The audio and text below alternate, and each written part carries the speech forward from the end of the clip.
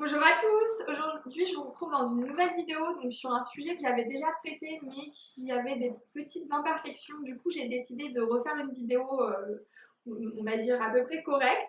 Donc ça sera sur les crédits photos. Donc pour celles qui avaient vu ma vidéo précédente, j'avais oublié de préciser que les crédits photos peuvent être retirés qu'à partir du moment où vous avez payé les droits d'auteur du photographe. Pourquoi? Parce qu'en fait, les crédits photos représentent, entre guillemets, la signature, la publicité que vous faites au photographe par rapport à sa propriété intellectuelle qui est la photo.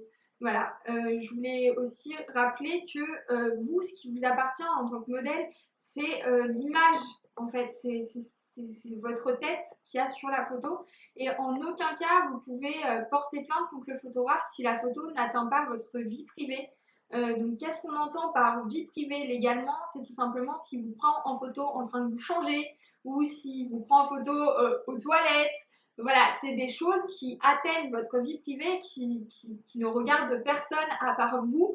Et à ce moment-là, vous avez le droit de porter plainte. Mais sinon, en tant que modèle photo, dans la loi, qui n'est pas très bien faite, à partir du moment où vous employez le terme de modèle photo, vous donnez votre accord au photographe pour être prise en photo. Donc du coup, vous ne pouvez pas porter plainte contre un photographe parce qu'il publie une photo de vous qui n'atteint pas votre vie privée forcément. Voilà, c'est les risques d'être modèle photo.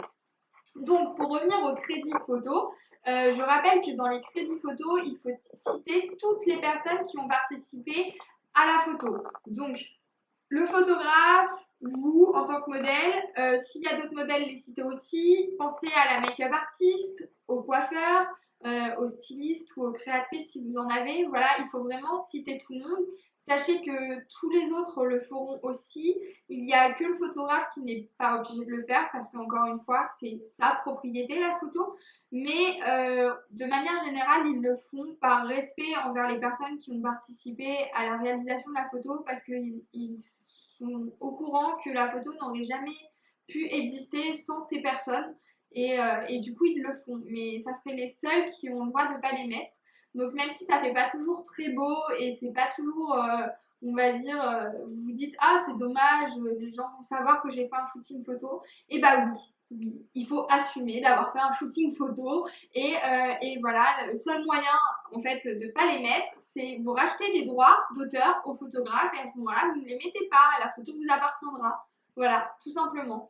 Sachez que par contre, si vous ne le faites pas, donc si vous ne mettez pas les crédits photos, les amendes encourues sont très très chères. Je n'ai plus les prix en tête, mais je sais que c'est assez cher. Voilà, c'est en fait, on considère que vous avez volé tout simplement la, l'œuvre d'art du photographe.